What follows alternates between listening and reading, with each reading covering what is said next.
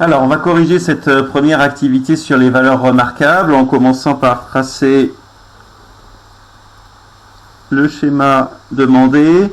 Donc, c'est un triangle qui est rectangle en B. Il s'appelle ABC. Et on sait que l'angle C, celui-ci, vaut 45 degrés. Et que le côté AB vaut 1.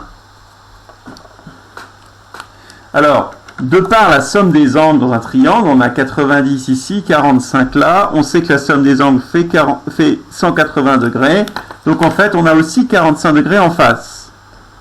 Donc par la somme des angles,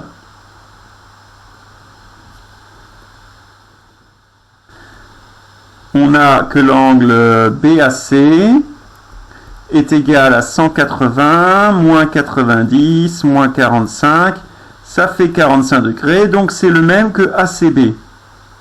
Or, un triangle qui a deux angles égaux est un triangle isocèle, et donc en fait ABC est donc isocèle rectangle.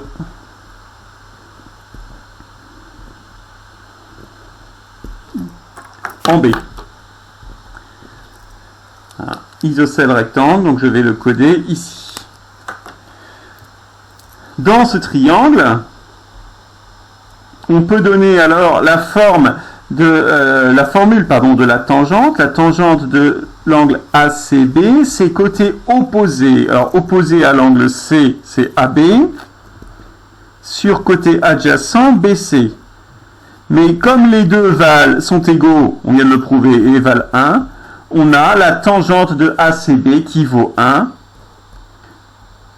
On vient de démontrer que la tangente de 45 degrés est une valeur remarquable puisqu'elle vaut 1. Pour des valeurs qui souvent sont des valeurs avec plein de chiffres derrière la virgule, ici on a quelque chose d'extrêmement simple. Alors on va continuer en essayant de chercher le cosinus et le sinus de 45 degrés dans ce triangle-là, mais pour cela il faut qu'on connaisse l'hypoténuse AC. Alors toujours dans ce même triangle, d'après le théorème de Pythagore. D'après le théorème de Pythagore,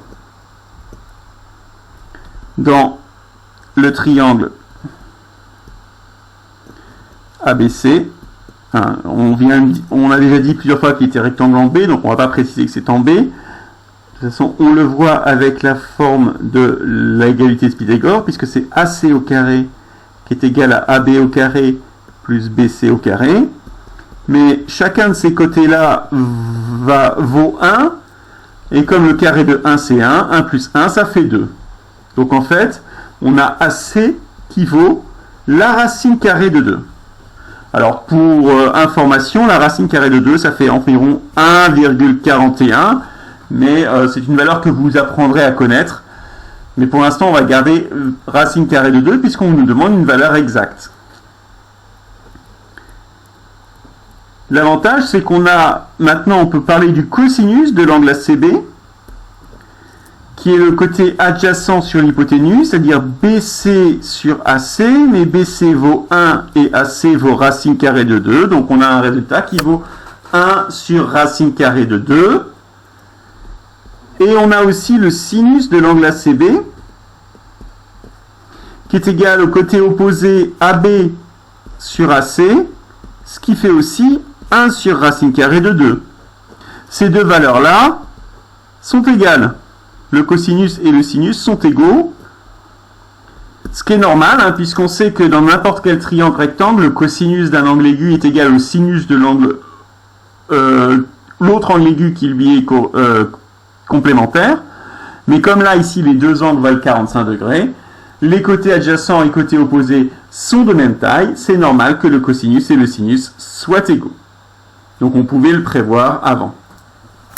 Il ne nous reste plus qu'à faire le calcul avec la calculatrice, vérifier qu'on trouve la même chose. Si je tape ici le sinus de 45 degrés, vous voyez que la réponse est donnée sous une forme un peu différente qui est racine carrée de 2 sur 2. Alors est-ce que c'est pareil? On peut voir que 1 divisé par racine carrée de 2, ça s'écrit aussi racine carrée de 2 sur 2. On vous expliquera ça peut-être à la fin de l'année ou sinon en seconde. Donc, c'est normal, ce qu'on va trouver, et ce qu'on va retenir, c'est que on a donc, le cosinus de 45 degrés est égal au sinus de 45 degrés. C'est racine de 2 sur 2, et pour votre information, ça fait environ 0,707, si on veut être précis, ou 0,71.